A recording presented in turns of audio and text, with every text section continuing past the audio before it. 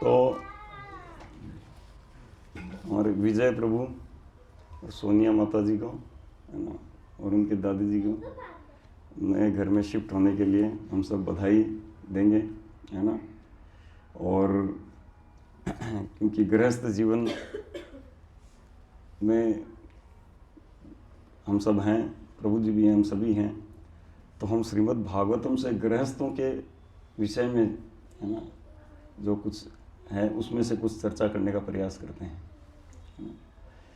तो इस श्रीमद् भागवतम, जो कि अभी कैमरा यहाँ पे लगा हुआ है ना, और श्रील प्रभुपाद तात्पर्य के रूप में बोल रहे हैं, हम सब सुन रहे हैं, है ना, क्योंकि श्रील प्रभुपाद अपने तात्पर्य के रूप में हैं। प्रभुपाद बोले मैं हमेशा जीवित रहूँगा अपने तात्पर्य के रूप में। और अब इसके अंदर जब जाते हैं तो एक कैमरा चल रहा है नैमिषारण्य में, जहाँ पे शौनक आदि ऋषि सुन रहे हैं और सूत गोस्वामी बोल रहे हैं। तो सूत गोस्वामी उनको बोलते हुए अगला कैमरा दिखाते हैं कि सुखताल, वहाँ से सुखताल का कैमरा दिखाते हैं कि वहाँ सुखदेव गोस्वामी बोल रहे हैं, परीक्षित महाराज सुन रहे हैं, है ना। टाइम पहुँच गया 5000 साल पहले। और सुखदेव गोस्वामी जब बोल रहे थे, परीक्षित महाराज प्रश्न किए थे, 7वें स्कंद के प्रारंभ में प्रश्न किए थे, है ना। तो उस प्रश्न के उत्तर में 7वें अध्याय के 7वें स्कंद के 10 चैप्टर, 10 अध्याय 1 से लेकर 10 पूरा प्रहलाद महाराज और हिरण्याकशिपु, है ना, के ऊपर पूरा चला, जिसमें भगवान नरसिंह देव आए और हिरण्याकशिपु का उद्धार हुआ। और उसके बाद में फिर लेकिन कैमरा जो था वो चला गया था राजसूय यज्ञ युधिष्ठिर महाराज की, यानी सुखताल में सुखदेव गोस्वामी बोल रहे थे। उन्होंने बताया कि देखो मैं अब आपको बताता हूँ आपके प्रश्नों का उत्तर। तो प्रश्नों का उत्तर बताते हुए वो कैमरा ले गए 50 साल पहले, है ना, युधिष्ठिर महाराज के राजसूय यज्ञ में इंद्रप्रस्थ, है ना। तो कितने कैमरा घूम गए। अब इंद्रप्रस्थ में जो चल रहा था उसको भी पूरा टेलीकास्ट हमारे सामने आ रहा है। तो इंद्रप्रस्थ में युधिष्ठिर महाराज प्रश्न कर रहे हैं, स्वयं भगवान श्री कृष्ण बैठे हैं वहाँ पे अग्र पूजक, है ना, अग्र पूज्य के रूप में, और सारे ऋषि मुनि राजा महाराजा सब बैठे हैं, और शिशुपाल की डेड बॉडी पड़ी हुई है ना, और शिशुपाल को सायुज्य मोक्ष प्राप्त हो चुका था, है ना। शिशुपाल वहाँ पे कृष्ण को गाली दे रहे थे, तो 100 अपराध का लिए कमिटमेंट किया था अपनी बुआ से, 101 हुआ तो फिर, क्योंकि क्षत्रिय है ना, तो क्षत्रिय का कर्तव्य निभा रहे थे, तो फिर और नहीं रुका जा सकता, है ना। तो ऐसे करके फिर जब वो चैप्टर क्लोज हुआ, तब युधिष्ठिर महाराज पूछने लग गए कि अभी थोड़ा सा वर्णाश्रम के विषय में बताइए। तो 11, 12, 13 चैप्टर बताते हैं 3 आश्रमों के बारे में, ब्रह्मचारी, वानप्रस्थी और संन्यास आश्रम, इनके विषय में बताएं। ब्रह्मचारी, वानप्रस्थी और सन्यासी, और उनके बारे में बताया, उनका कर्तव्य बताया, और किस प्रकार वो सरलता से, है ना, भगवत धाम जा सकते हैं, भगवत प्राप्ति कर सकते हैं।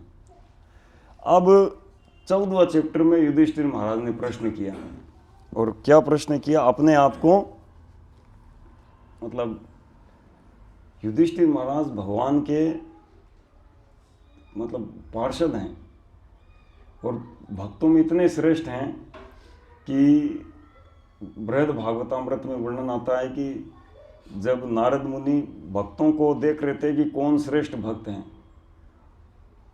तो वो प्रयागराज से शुरू हुए थे। तो प्रयागराज में एक व्यक्ति शालिग्राम शिला की पूजा करके और बहुत खूब दान वान करते हैं ब्राह्मण, और करके और सारे कर्मों को ओम विष्णवे नमः अर्पण कर देते हैं।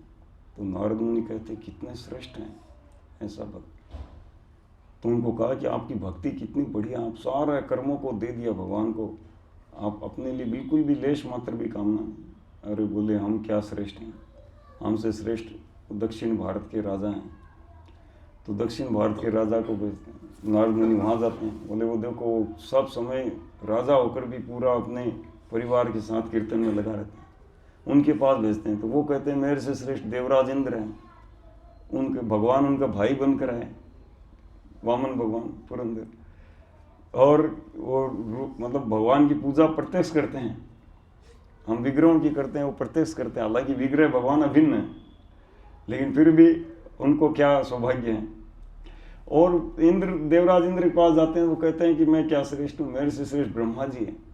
एवरी डे भगवान स्वयं आते हैं और भगवान की वो आनंद शेष की पूजा करते हैं। ओम सहस्त्र शीर्षा पुरुषा, ऐसे करके पुरुष सुप्त मंत्रों के द्वारा ब्रह्मा जी पास जाते हैं। वो कहते हैं कि मैं क्या श्रेष्ठ हूँ, मेरे से तो श्रेष्ठ शिव जी हैं। बोले शिव जी भगवान के ध्यान में एक बार जाते हैं 88,000 साल तक ध्यान करते रहते हैं। उनका जैसा भक्त होगा वैष्णवा नाम यथा सिंधु, शिव जी के पास जाते हैं, है ना। उसमें बहुत डिटेलिंग में चर्चा है मैं तो शॉर्ट में खाली हूँ क्योंकि हम पांडवों की चर्चा करेंगे। तो ऐसे करके जब शिव जी के पास जाते हैं तो शिव जी कहते हैं कि अरे हम क्या श्रेष्ठ हैं, मेरे से श्रेष्ठ तो प्रहलाद महाराज हैं। बोले आप प्रहलाद महाराज के पास जाओ। प्रहलाद महाराज के पास गए। प्रहलाद महाराज बोले कि मैं तो ठीक है, मेरे को भगवान दर्शन दिए, लेकिन मेरे से श्रेष्ठ हनुमान जी हैं। भगवान के ऐसे दास बनकर कितना समय तक उनके साथ सेवा में रहे। तो हनुमान जी के पास गए, किम पुरुष लोग, है ना। प्रहलाद महाराज इधर नीचे थे, क्या कौन सा, सुतल लोक, और फिर हनुमान जी किम पुरुष वर्ष, जो कि हमारे भूमंडल का ही एक, है ना, पृथ्वी की तरह एक दूसरा वर्ष है ना। तो हनुमान जी के पास गए तो हनुमान जी ने कहा कि ठीक है आप नारद जी कह रहे हो, लेकिन मेरे को भी देखो छोड़ के चले गए, सबको ले गए अयोध्या के, सबको, हम मेरे को छोड़ के चले गए। अगर मैं श्रेष्ठ होता तो छोड़ के थोड़ी जाते हैं लेकिन देखो पांडव लोग, देखो मेरे से श्रेष्ठ पांडव लोग हैं, जिनके भगवान साथ में ऐसे खेल रहे थे, है ना, व्यंग करना, मजाकें करना, ठहाके लगाना, पूर्ण पुरुषोत्तम भगवान के साथ, है ना। और वो छोटा भाई बड़ा भाई ऐसे मतलब साथ रह रहे थे, मामा बुआ के बेटे भाई के, है ना। और तो और मतलब उनके एकदम, जब भगवान है प्रकट हुए तो उनको साथ में ले गए, वो लोग भी सब हो गए, तुरंत ही चले गए, है ना। तो कितने मतलब वो लोग सौभाग्यशाली हैं। तो ऐसे पांडवों की महिमा पता चलती है कि पांडव जो हैं कितने श्रेष्ठ भक्त हैं, है ना। तो युधिष्ठिर महाराज इतने श्रेष्ठ भक्त हैं, लेकिन अपने आप को यहाँ पर कह रहे हैं, है ना। श्री युधिष्ठिर उवाच गृहस्थ एतां पदवीं विधिना येन चांजसा या देवर्षे ब्रूहि मादृश्यो ग्रहमूढ़धि। महाराज युधिष्ठिर ने नारद मुनि से पूछा, हे स्वामी, हे महर्षि, कृपा करके ये बतलाएं कि जीवन लक्ष्य के ज्ञान से रहित घर पर रहने वाले हम लोग, है ना, ग्रह मूढ़धि, बोले घर में मूढ़धि मतलब मूढ़ यानी मूर्ख, और बुद्धि यानी ऐसे बिना बुद्धि वाले हम लोग, है ना, अपने आप को ऐसा कह के पूछा है। तो ये एक, है ना, शिष्टाचार होता है। जब हम गुरु के पास हों सामने तो अपने आप को मूर्ख करके प्रस्तुत करना चाहिए, है ना। जब श्री गुरु के समक्ष या ऐसे गुरु पूज्य मतलब गुरु तुल्य जो भक्त होते हैं उनके समक्ष अपने आप को मूर्ख बना कर रखना चाहिए, ज्ञानी बना कर नहीं रखना चाहिए। I am fool number 1। तो ऐसे करके प्रभु पूछ रहे हैं कि हम जैसे ग्रह मूढ़धि जो हैं, वो जो कि जीवन लक्ष्य के ज्ञान से रहित हैं, है ना। अभी संसार में किसी को भी पूछ लो जीवन का लक्ष्य क्या है, पता ही नहीं है ना।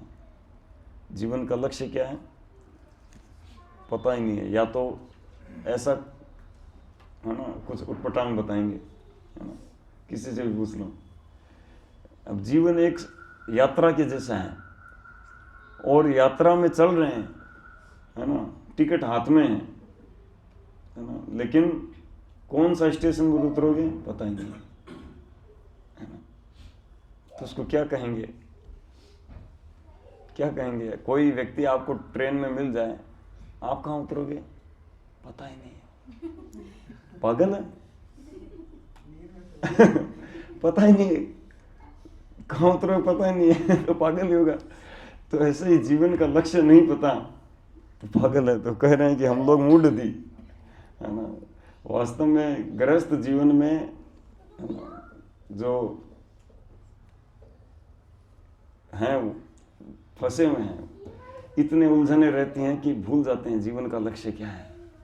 उन उलझनों को टैकल करना ही मतलब जीवन का लक्ष्य समझ लेते हैं कि थोड़ा दुख को कम कर लिया, है ना, तो ये इसी को सुख मानते हैं।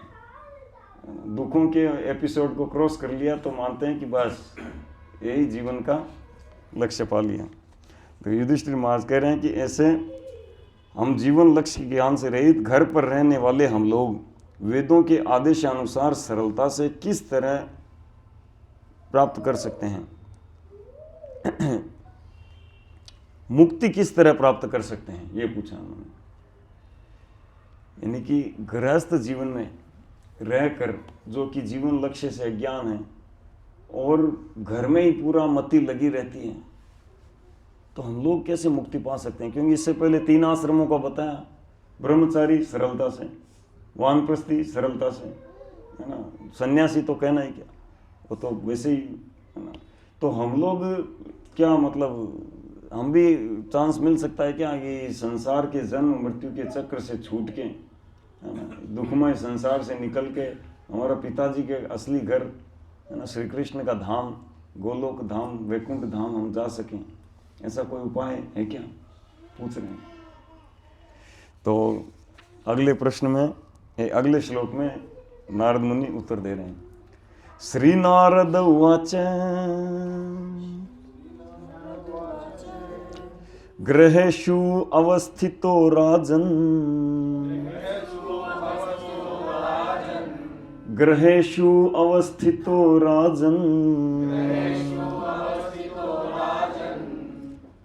क्रिया कुर्वन् यथोचिता, क्रिया कुर्वन् यथोचिता, वासुदेवार्पणं साक्षात्, वासुदेवार्पणं साक्षात् उपासीत महामुने, उपासीत महामुनि। गृहेषु अवस्थितो राजन् क्रिया कुर्वन् यथोचिता, वासुदेवार्पणं साक्षात् उपाश्रित महामुनि,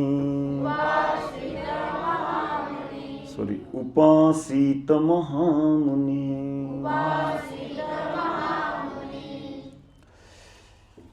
नारद मुनि ने उत्तर दिया, है राजन, जो लोग घर पर गृहस्थ बनकर रहते हैं उन्हें अपनी जीविका अर्जित करने के लिए कार्य करना चाहिए और अपने कर्मों का फल स्वयं भोगने का प्रयास न करके इन फलों को वासुदेव कृष्ण को अर्पित करना चाहिए। इस जीवन में वासुदेव को किस तरह प्रसन्न किया जाए, इसे भगवत भक्तों की संगति के माध्यम से भली भांति सीखा जा सकता है ना। 3 बातें बताइए, है ना। एक तो क्रिया कुर्वन् यथोचित है, यथा उचित, है ना, जैसे उचित हो वैसे कार्य करें, क्रिया कुर्वन् यथोचित, है ना। दूसरा कह रहे हैं वासुदेव अर्पणम साक्षात, भगवान वासुदेव को अर्पणम करके, है ना। और उपासीत महामुनि, उपासना भगवान श्री कृष्ण की पूजा करो, और ये कैसे होगा? महामुनि के गाइडेंस में, यानी जो ऐसे भगवान के शुद्ध भक्त हैं उनके गाइडेंस में होगा, अन्यथा नहीं हो पाएगा। ठीक है, तो ये गृहस्थों का कर्तव्य बताया है। है ना। और आगे बताते हैं भगवान की पूजा के अंतर्गत, फिर इसी को डिटेल में आगे बताते हैं, है ना। तो भगवान की पूजा के अंतर्गत श्रवणम कीर्तनम, नाम कीर्तन, भागवत श्रवण आदि सब भक्ति के विधि विधान आदि आ जाते हैं, है ना। तो अब देखिए संसार में आज के समय पूरा दुनिया गृहस्थियों पर है, थोड़े से ब्रह्मचारी को मिलते हैं इधर उधर, है ना, बाकी तो 99.99% गृहस्थी हैं। और अब इन गृहस्थों में से कितने लोग हैं जो ये सिद्धांत को फॉलो कर रहे हैं, कितने लोग कर रहे हैं? कोई देखा सुना, रेयर कोई, जिनको इस्कॉन वाले ने पकड़ लिया ऐसा कोई करने लग जाए, है ना, मोर और लेस, बाकी तो रेस्ट नहीं के बराबर है। और जबकि पहले, है ना, श्रील प्रभुपाद कहते हैं कि आज से मतलब 50 साल पहले वो जब लिखे थे, है ना, ग्रंथ आदि टीकाएं लिखे थे, तब बोले थे कि आज से 50 साल यानी अब से 100 साल मान लो, अब से 100 साल पहले तक ऐसा था कि गांव गांव में लोग प्रतिदिन शाम को कीर्तन करना, भागवत भगवत गीता आदि, है ना, अध्ययन करना, उनकी कथा, है ना, रामायण महाभारत श्रीमद् भागवतम की कथाएं सुनने जाते थे। और कोई चर्चा भी होती थी तो वेदों से चर्चा होती थी, है ना, कहीं चौराहे पे बैठ के 5-10 लोग बैठ के चर्चा भी करते थे तो वही होती थी। बच्चों के लिए गेम होते थे तो वो गेम भी ऐसे भगवान के लीलाओं के ऊपर नाटक आदि ऐसा करना, ये किया जाता था, है ना। यानी जन्म बचपन से लेके पूरा वृद्धावस्था तक स्पिरिचुअलिटी था 100 साल पहले तक गांव में, है ना।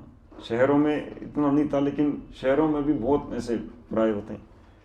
पर अभी देखो शहर चले जाओ, गांव चले जाओ, कहीं चले जाओ, सब मतलब ग्रह मूढ़ हो गए। कोई जीवन का लक्ष्य जानते ही नहीं, क्या करना चाहिए क्या नहीं करना चाहिए, बस एक ही जानते हैं, बाप बड़ा ना भैया, सबसे बड़ा हेलो, है ना। Brighter then sunshine and sweeter than Honey, बस ये है मनी, उसी को मतलब इंपॉर्टेंस देते हैं, है ना। और उसका परिणाम क्या हो रहा है? अब देखो पहले का समय देखो और आज का समय देखो, पिछले 50-60 सालों से कितना डिग्रेशन आ रहा है। हॉस्पिटलें बढ़ती जा रही है, बीमारियां बढ़ती जा रही है, जवान लोग, बल्कि स्टूडेंट एज में डिप्रेशन हो रहा है, मन की बीमारी हो रही है, मानसिक। पहले बड़े बूढ़ों को भी नहीं होती थी, मानसिक बीमारी हो रही है जिसका इलाज नहीं है, खाली नींद की दवाई देके सुलाते हैं। मन का क्या इलाज करेंगे? मन को जानते ही नहीं है, मैकेनिज्म ऑफ माइंड को जानते ही नहीं है, ये तो शास्त्रों में लिखा है ना। तो इलाज क्या करेंगे? नींद की दवाई देके सुलाते हैं उसको, मतलब तंत्र को ढीला करके, और उसको मतलब आधा पागल बना के रखते हैं, बोले ठीक है ये पीसफुली रहेगा, और घर वाले समझते हैं ठीक हो गया। तो ऐसे मतलब हो रहा है। और मतलब समाज में मतलब मर्डर होना, दुर्घटनाएं, है ना, बलात्कार आदि बढ़ते जा रहे हैं। न्यूज़पेपर भरा हुआ रहता है इसी से। क्या देखोगे, न्यूज़पेपर कभी खाली नहीं मिलेगा कि आज साल के 365 दिन में से ये एक दिन इस न्यूज़पेपर में कोई नेगेटिव खबर नहीं आई, बताओ, है ना। कोई छापे नहीं तो बात और है, बाकी खबरें तो भरी पड़ी है ना। और स्टूडेंट लोग भी मतलब आत्महत्या कर रहे हैं, कितनी बड़ी आश्चर्य की बात है। स्टूडेंट्स, है ना, हेलो आईआईटी में एडमिशन नहीं हुआ, कूद जाओ, जंप लगा दो या चंबल में कूद जाओ, है ना, ऐसा मतलब हो रहा है।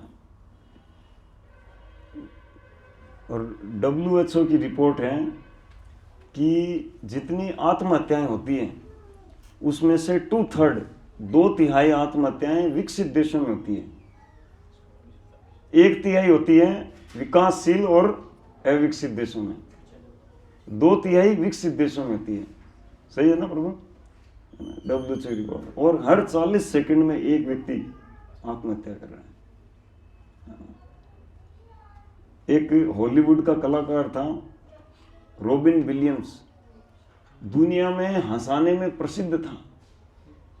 उसकी बोले इसकी मूवी है तो बाप रे बाप पेट दर्द करेगा, इतना हंसाता है। और 2015 में सुसाइड कर लिया उसने, है ना।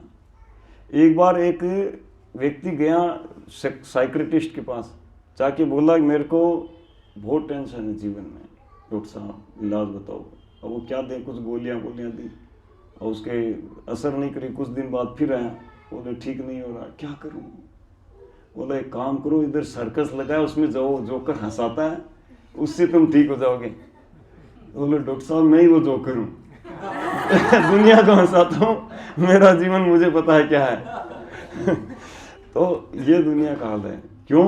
क्योंकि जो जिन भगवान ने संसार बनाया है और सिस्टम बनाया है, ये वैदिक शास्त्र क्या है, ये गाइडेंस है। जैसे किसी को प्लॉट बनाना हो, खरीदना हो, तो वो देखेगा कि भाई डेवलपमेंट अथॉरिटी के द्वारा है क्या अप्रूव्ड, है ना, इसका मतलब प्रूफ है क्या, तो अथॉरिटी होती है ना, वो अथॉरिटी अप्रूव करती है ना। उसी प्रकार से मनुष्य समाज को, इस संसार का, इस ब्रह्मांड का ये अथॉरिटी है। तीन चीजें ब्रह्मांड में प्रत्येक जीव, खासकर मनुष्यों के लिए अथॉरिटी है। क्या है? शास्त्र, साधु और गुरु। गुरु, साधु, शास्त्र, ये तीन अथॉरिटी है ना। इन अथॉरिटी के द्वारा मतलब निर्देश किया जाता है, इनके अंडर में रहकर चलेगा वो व्यक्ति सही से अपनी लाइन में रहेगा, और अन्यथा ये संसार की उथल पुथल में आ जाएगा लपेटे में, लहरें अपनी लपेटों में ले लेगी हमको, है ना। तो इस प्रकार से ये संसार की अवस्था है। और कुल मिलाकर देखें, पूरा का पूरा समाज अशांत है आज, है ना, अशांत है। और भगवान श्री कृष्ण गीता में कहते हैं कि देखो कौन व्यक्ति अशांत होगा, जिसके मन में मेरे प्रति न च अभावयत शांति। दूसरा अध्याय 66 नंबर श्लोक। नास्ति बुद्धि युक्तस्य न च युक्तस्य भावना न च अभावयत शांति। जो मेरे से युक्त नहीं है उसकी बुद्धि दिव्य नहीं है। बोल भगवान तो कह रहे हैं बुद्धि नहीं है, मतलब उसकी जो ओरिजिनल बुद्धि होनी चाहिए वो नहीं है।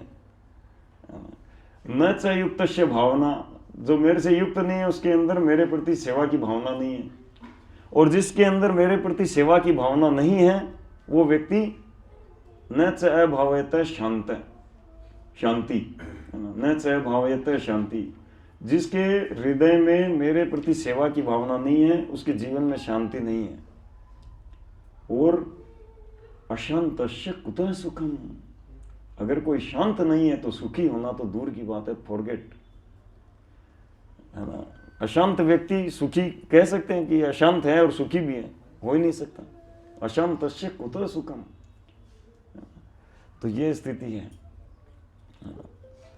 तो इस प्रकार हमको मार्गदर्शन में, है ना, गुरु साधु शास्त्र के मार्गदर्शन में रहकर हमको चलना चाहिए, है ना। तो इस संबंध में चैतन्य चरितामृत से हम एक चर्चा करते हैं, कथा है थोड़ी।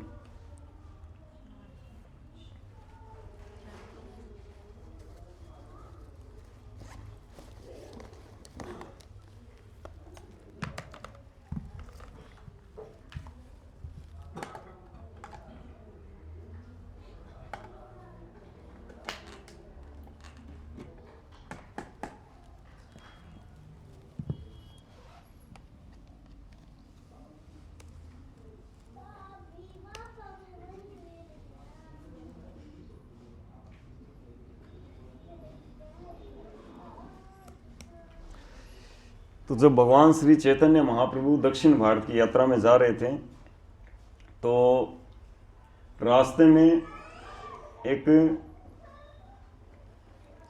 कुर्म क्षेत्र थे, है ना, जहाँ पे कुर्म देव की विग्रह फेमस है ना, भगवान कुर्म देव। तो उसी शहर में एक ब्राह्मण थे, है ना। तो भगवान चैतन्य महाप्रभु जहाँ पर भी जाते हैं कीर्तन करते हुए जाते थे, और उनका कीर्तन से इतना लोग आकर्षित होते थे कि जो भी एक बार देखता वापस घर जाने का मन नहीं करता। और जितने जो आए वो इकट्ठा हो जाते हैं। जब तक महाप्रभु कहीं जाएंगे नहीं वो लोग छोड़ के नहीं जाएंगे उस स्थान को। तो ऐसे करके लाखों लाखों लोगों का मतलब केवल देखकर ही उनका उद्धार हो गया था। और क्योंकि सन्यास आश्रम में थे है ना भगवान चैतन्य महाप्रभु, तो ब्राह्मणों का निमंत्रण स्वीकार करते थे केवल। तो ऐसे करके कुर्म क्षेत्र में कुर्म नाम का ब्राह्मण थे, कुर्म ब्राह्मण है ना। तो वो कुर्म ब्राह्मण भगवान चैतन्य महाप्रभु अपने घर में इनवाइट करते हैं है ना। और फिर देखो इनकी हम कथा चर्चा करते हैं। कुर्म नामे सही ग्रामे वैदिक ब्राह्मण, बहु श्रद्धा भक्ते केल प्रभुर निमंत्रण। ये 500 साल पहले घटना है। तो कुर्म क्षेत्र में कुर्म नाम के ब्राह्मण थे है ना, वैदिक ब्राह्मण। और वह ब्राह्मण बहुत श्रद्धावान थे और उन्होंने भगवान चैतन्य महाप्रभु को निमंत्रण कहा कि प्रभु हमारे घर में आप भोजन पाइए है ना, प्रसाद पाइए।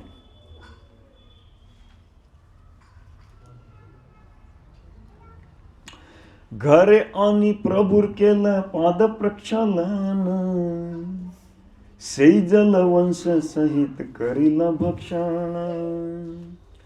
तो ये बांग्ला भाषा में है ना, श्री चैतन्य चरितामृत उसके प्यार हम पढ़ रहे हैं। तो ये ब्राह्मण महाप्रभु को अपने घर ले आया, उसने उनके चरण कमल धोए और उस जल को परिवार सहित पिया है ना। तो भगवान के चरण धोत जल को पिया। देखो कितना सौभाग्यशाली थे है ना। भगवान के चरण धोत जल, बल्कि भगवान के भक्तों के चरण धोत जल अत्यंत पवित्र होते हैं है ना। कि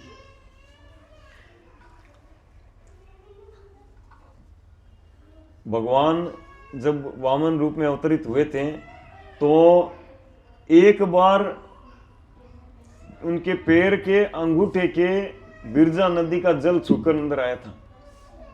एक बार छुआ था, आज तक वो जल श्री गंगा जी के रूप में पूरे ब्रह्मांड को पवित्र कर रहा है ना। आज भी लोग जाते हैं गंगा में स्नान करके अपने पापों से मुक्त होते हैं है ना। तो ये भगवान का चरण दो जल, और ऐसा जल डायरेक्ट पिया है ना उन्होंने।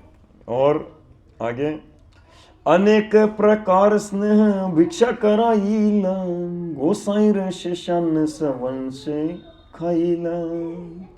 तो उस कुर्म ब्राह्मण ने महाप्रभु को बड़े ही स्नेह तथा आदर से सभी प्रकार का भोजन कराया। उसके बाद जो शेष बचा उसे परिवार के सारे सदस्यों सहित उसने खाया। तो भगवान का उच्छिष्ट भी खाया है ना। तो जिनका हम जूठा भोजन खाते हैं तो उनके संक्रमण हमारे अंदर आ जाते हैं है ना। जैसे कोई संक्रमित व्यक्ति का अगर जूठा खा ले तो उसका जो वायरस लगा हुआ है वो हमारे अंदर भी आ जाता है ना। अब भगवान का स्वभाव है सच्चिदानंद में, तो उनका अगर जूठा खा ले है ना, यानी उनका उच्छिष्ट महाप्रसाद अगर कोई खा ले तो उसमें भी वही गुण आ जाते हैं सच्चिदानंद में है ना। तो ऐसे भगवान जो हैं दिव्य हैं, और उनके थोड़ा सा भी किसी भी रूप में संपर्क में आए तो उनका जीवन बदल जाता है ना।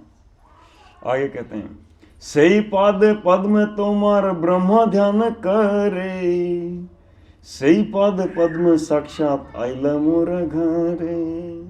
बोले जिन चरणों को ब्रह्मा जी ध्यान करते हैं, मिलते नहीं है जल्दी से ब्रह्मा जी को, उनके अंश आदि आते हैं ना,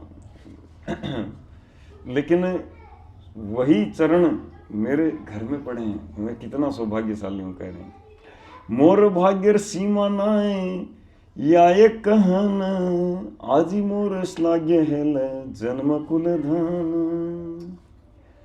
तो कह रहे हैं प्रभु मेरे महान सौभाग्य की कोई सीमा नहीं रही, इसका वर्णन नहीं किया जा सकता। आज मेरा परिवार, जन्म तथा मेरा धन सभी धन्य हो गए है ना। कृपा कर प्रभु मोरे याऊं तोमार संगे, सहिते ना पारी दुख विषय तरंगे। तो उस ब्राह्मण ने कहा उस ब्राह्मण ने श्री चैतन्य महाप्रभु से प्रार्थना की, है प्रभु आप मुझ पर कृपा दृष्टि करें और मुझे अपने साथ चलने दें, है ना। वो गृहस्थ थे, पत्नी बच्चों के साथ रह रहे थे, लेकिन भगवान चैतन्य महाप्रभु बोले प्रभु मेरे को आपके साथ जाना है, अब घर में नहीं रहना है, बहुत देख लिया मैं, जन्म मृत्यु का चक्र ही मिलता है घर में रहने से, मुझे आपके साथ चलना है। मैं अब और अधिक समय तक भौतिक जीवन से उत्पन्न दुख की लहरों को सहन नहीं कर सकता, है ना, मुझे आपके संग में ले लीजिए प्रभु। तो ऐसे करके कह रहे थे, है ना। तो भगवान क्या कहते हैं, प्रभु कहे ऐसे बात कबू न कही बान, ग्रह रही कृष्ण नाम निरंतर लईबा। तो श्री चैतन्य महाप्रभु ने उत्तर दिया, अब फिर से ऐसा मत कहना, ऐसा दोबारा मत कहना, घर त्याग करने की बात, है ना। बोला अच्छा यही होगा कि तुम घर पर रहो और सदैव कृष्ण नाम का जप करो, हरे कृष्ण कृष्ण कृष्ण हरे हरे, हरे राम राम राम हरे हरे।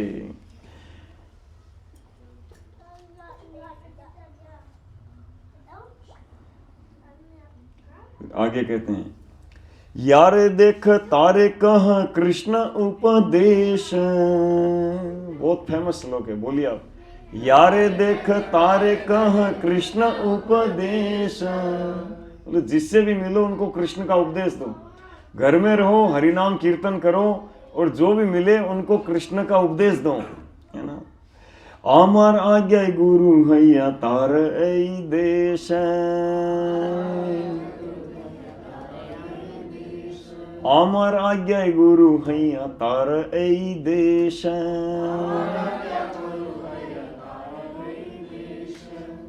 हर एक को उपदेश दो कि वह भगवत गीता तथा श्रीमद् भागवत में दिए गए भगवान श्री कृष्ण के आदेशों का पालन करे। इस तरह गुरु बनो और इस देश के हर व्यक्ति का उद्धार करने का प्रयास करो।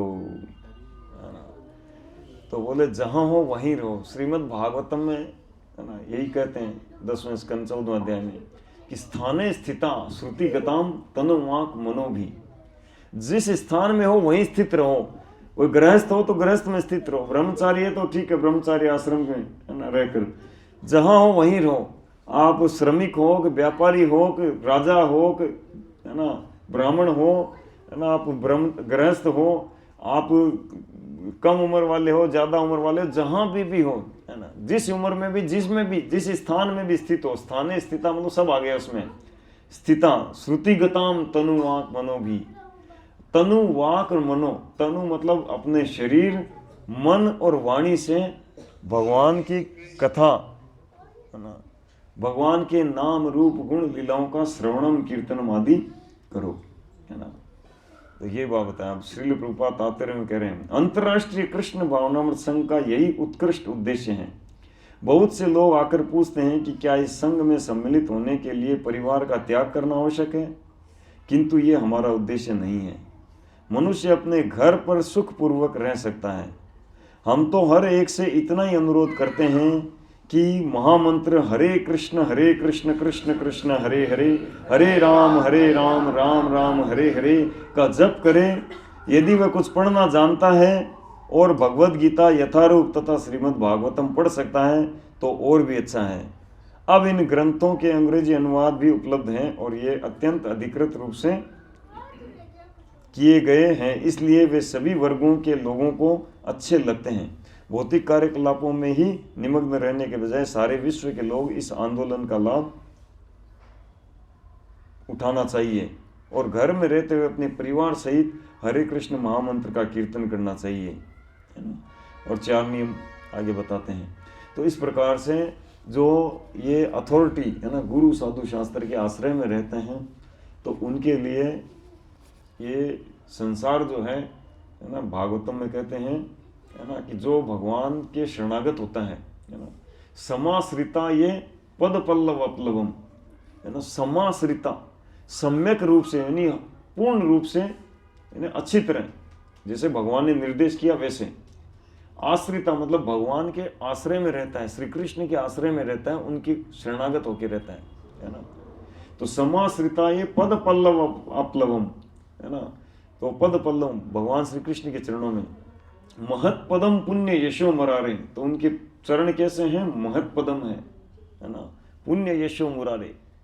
तो उसके लिए क्या होता है, जो श्री कृष्ण के शरणागत होता है उसके लिए भवाम बुधिर वक्ष वत्स पदम, जो भवाम बुद्धि, ये भव, भव यानी इस संसार का नाम क्या है, भव संसार है ना। भव यानी जैसे हम आशीर्वाद देते हैं, कोई हमको प्रणाम करते हैं तो कहते हैं है ना, आयुष्मान भव, यानी लंबी आयु वाला भव है।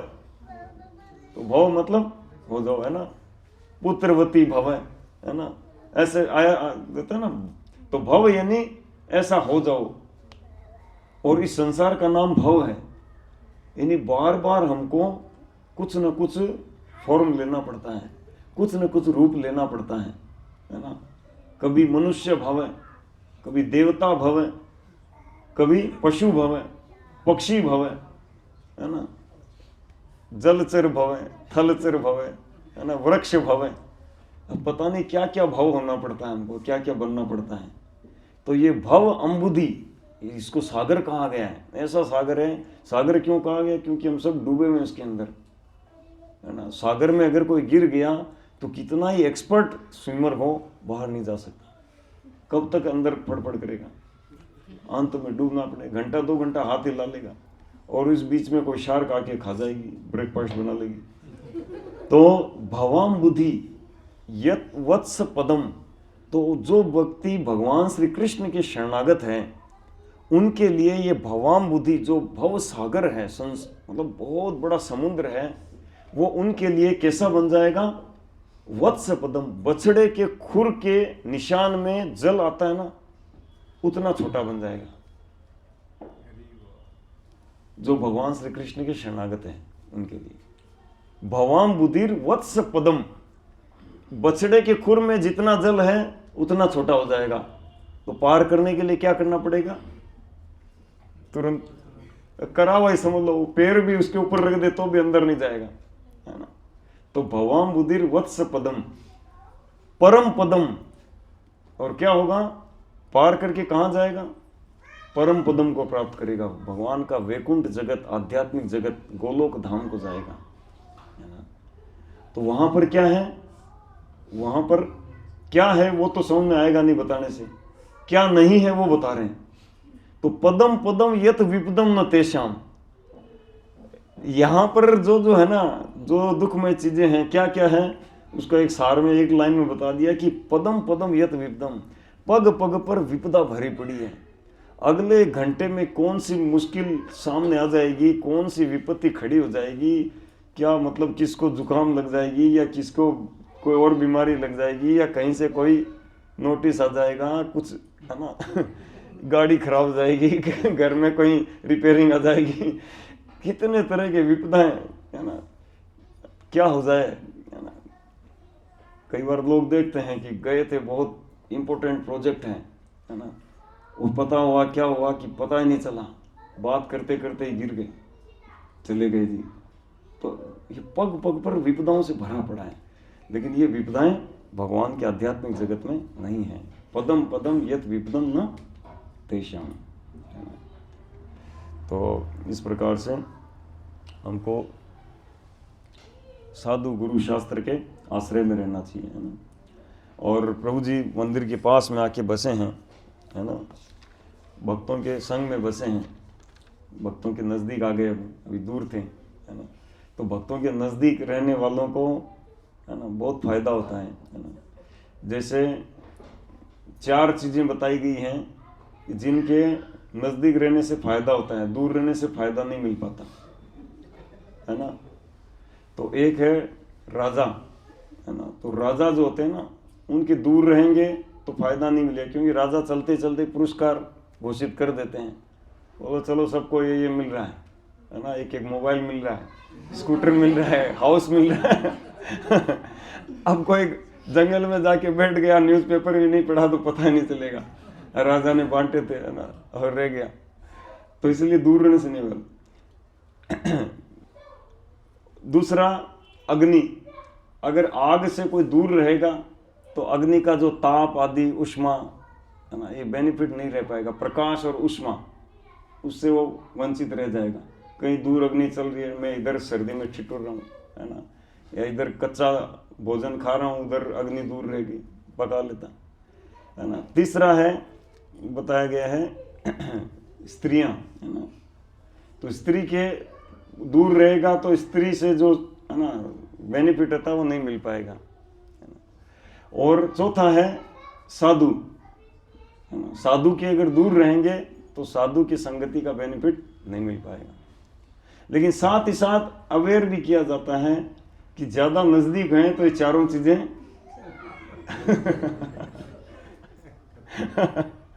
जैसे राजा के अगर ज्यादा नजदीक रहते हैं, है ना, तो कहानी सुनी ना, वो राजा की उंगली कट गई, बोला जो होता है भगवान की अच्छा से अच्छा ही होता है, उसने उंगली कट गई तो फिर अच्छा होता है, डाल दो जेल में मंत्री को तो कब किसको लटका दे, राजा के ज्यादा नजदीक रहेगा काम का नहीं है ना। और आग के अगर ज्यादा नजदीक जाएगा तो जलेगा, है ना।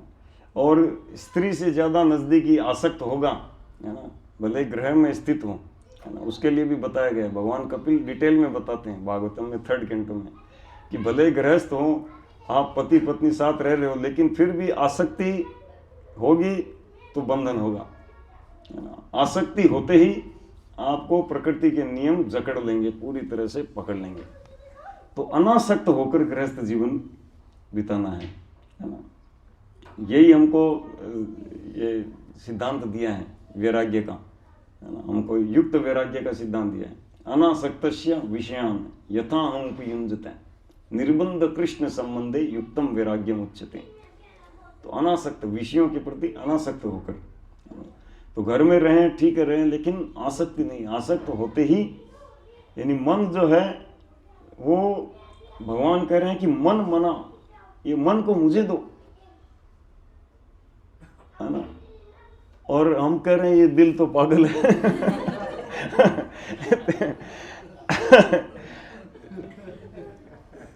तो इधर पागल करने से नहीं होगा, उधर पागल करना होगा पत्नी को चाहिए कि वो पति की भक्ति बने, है ना, सेवा करें, लेकिन पति को चाहिए कि वो कृष्ण का भक्त बने, उनकी सेवा करें, तब गृहस्थ जीवन होता है ना। और पूरा घर का, है ना, जब वो गुरु साधु शास्त्र के आश्रय में रहता है तो गृहस्थ जीवन वास्तव में, गृहस्थ जो है एक आश्रम है ना। आश्रम जैसे ब्रह्मचारी का आश्रम, वानप्रस्थी का आश्रम, सन्यासी का आश्रम, वैसे गृहस्थ का भी आश्रम होता है। और आश्रम का मतलब है जहां पे आश्रय में रहा जाता है, स्वतंत्र नहीं। स्वतंत्र रहता है वो गृहस्थ नहीं है ना। आश्रय में रहते हैं तब वो गृहस्थ है। और किसके आश्रय में? गुरु साधु शास्त्र के आश्रय में। तो जब ऐसे आश्रय में रहता है वो गृहस्थ कहलाता है, और वो कहलाता है कि वो गृहस्थ आश्रम में है। और जब कोई आश्रय में नहीं रहता तो वो क्या होता है, वो बेरोक टोक शास्त्रों के नियमों की धजिया उड़ाएंगे, है ना, और केवल इंद्रिय तृप्ति को ही जीवन का केंद्र मानेंगे, उद्देश्य मानेंगे, और घर में पूरा आसक्त रहेंगे, ग्रह मूढ़ धी हो जाएंगे, है ना। तो ऐसे व्यक्ति को क्या कहा गया है? ग्रह मेधी, है ना। ग्रह मेधी मतलब ग्रह मूढ़ धी का ही शॉर्ट नेम है, ग्रह मेधी, जिसकी धी मतलब बुद्धि। बुद्धि घर में ही लगी रहती है 24 घंटे। कैसे कमाना है, कैसे सोना है, कैसे खाना है, आहार निंद्रा भय मिथुन, है ना। ये तो कुकर शुकर को ही मिलता है। भगवान ऋषभ देव कहते हैं कि ये केवल आहार निंद्रा भय मैथुन पाकर तुम सोच रहे हो मैं मनुष्य हूं, तो सुअर तुमसे ज्यादा बेस्ट है ना। उसको कमाने नहीं जाना पड़ता उसके लिए, है ना। कौन सा जानवर बताओ 84 लाख योनियों में से 80 लाख एक भी जाओ बताओ कोई जॉब करता है क्या? हमको जाके सर करना पड़ता है, उनको एक को नहीं करना पड़ता। किसी को मण मिलता है, किसी को कण मिलता है, सबकी पूरी होती है।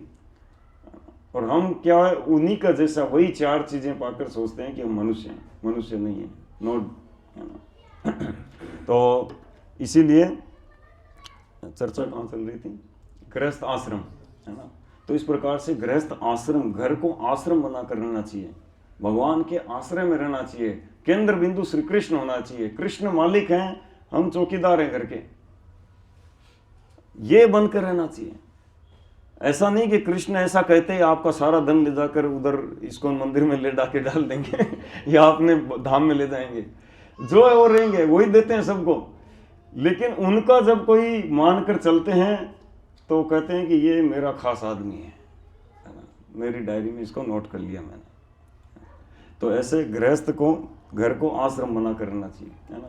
तो इस प्रकार, और साधु जो होते हैं, साधु के भी अगर, है ना, दूर रहें तो फायदा नहीं मिलेगा, लेकिन ज़्यादा अगर नज़दीक जाते हैं, है ना, तब क्या होता है कि हम दोष देख लेंगे, क्योंकि हमारी भौतिक बुद्धि होती है, तो हम दोष देख लेंगे और उनको सामान्य व्यक्ति मान लेंगे और बोले क्या है ना, हमारे जैसे ये रहते हैं, खाते हैं, क्या करते हैं। तो फिर हम क्या है, सामान्य मानेंगे और अवज्ञा करेंगे और दोष देखेंगे, तब हम क्या होगा, अपराध करेंगे, बेनिफिट नहीं से रह जाएंगे। लेकिन दूर रहेंगे तो बेनिफिट नहीं मिलेगा। तो पास में भी रहना है और दोष भी नहीं देखना। और 2 मिनट खाली और समय लेंगे, है ना।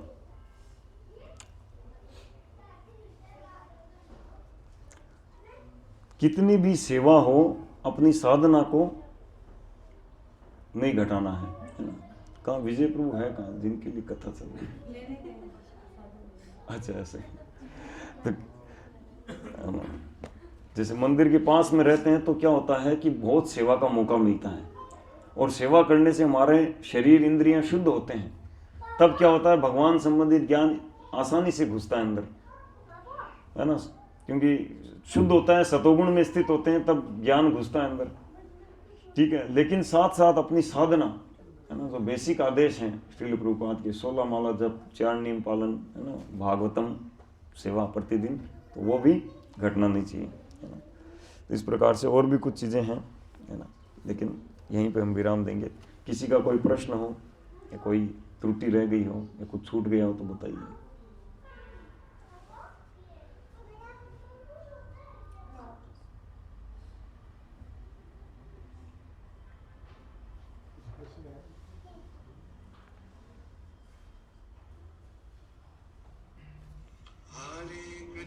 मेरा एक प्रश्न है। हाँ बोलिए। आपने बताया बहुत अच्छे से कि गृहस्थ को किस तरह से अपना वर्णाश्रम धर्म निभाना चाहिए, और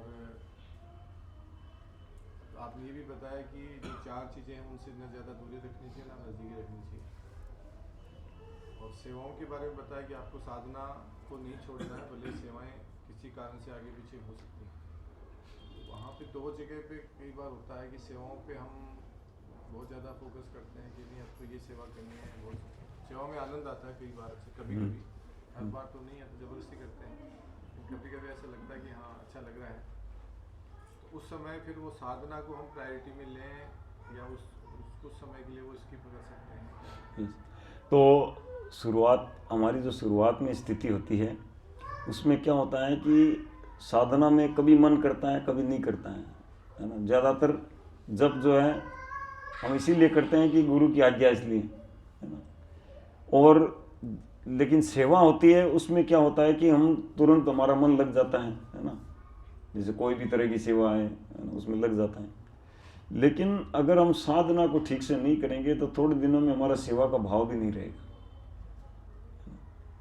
तो इसीलिए जो प्यूरिफिकेशन प्रोसेस है साधना, है ना, जो 16 माला हरे कृष्ण महामंत्र की जप करना और नित्यम भागवत सेवा, है ना, तो ये ज़रूरी है। ये होगा तब क्या होगा कि हमारा सेवा का मन बना रहेगा, और नहीं तो फिर सेवा का मन नहीं होगा, फिर थोड़े दिनों में हो जाएगा ना। श्रील भक्ति सिद्धांत सरस्वती ठाकुर इसके लिए कहते हैं, भजने ते उदासीन कर्मे ते प्रवीण बहु आरंभी सही नियम आग्रही अति दीन। भजन में उदासीन, साधना के टाइम नींद आती है या मन नहीं करता, और कर्म ते प्रवीण, दूसरे कार्य कोई करने हो और हो तो उसमें हाँ ये करेंगे वो करेंगे, बहु आरंभी, नई नई चीज़ों को, योजनाओं को चालू करेंगे और एक को भी पूरा नहीं करेंगे, तो नियम आग्रही, ठीक है ना। यस, और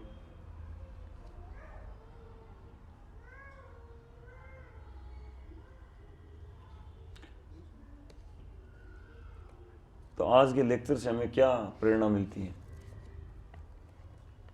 हमें गृह में नहीं पढ़ना, गृहस्थ बनना है और गुरु साधु शास्त्र की गाइडेंस में रहना है, उनके आश्रय में रहना है। न बहुत ज़्यादा नज़दीकी रखनी है, न ज़्यादा दूरी रखनी है। 4 चीज़ों से साधना को प्रायोरिटी में रखना है, सेवा को साथ में सम्मिलित करते हुए। तो 4 इंस्ट्रक्शन है, फॉलो करना है। और बताइए। जहाँ है वहीं स्थित रह के जो है अपनी साधना और सेवा स्थान स्थित साधना को मतलब साधना को अवॉइड नहीं करना चाहिए, सेवाओं के लिए सेवाओं को प्रॉपर रखते हुए साधना को भी कंप्लीट करना चाहिए। गृहस्थ को घर त्याग के भक्ति नहीं करना चाहिए, घर में रह के ही परिवार के साथ ही भक्ति करना चाहिए। Yes. भगवान कृष्ण को केंद्र में रखना चाहिए। हाँ, तो घर के केंद्र श्री कृष्ण हो, है ना।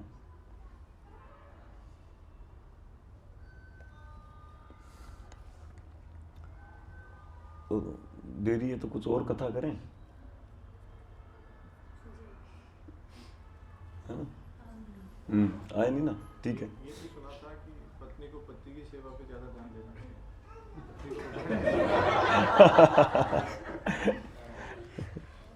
बिल्कुल, इससे ये गृहस्थ जीवन की पूर्णता है ना। प्रभु जी ये भी बोला था पति कृष्ण की सेवा करो। हाँ।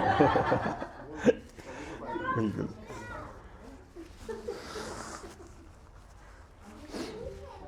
तो इनडायरेक्टली मारो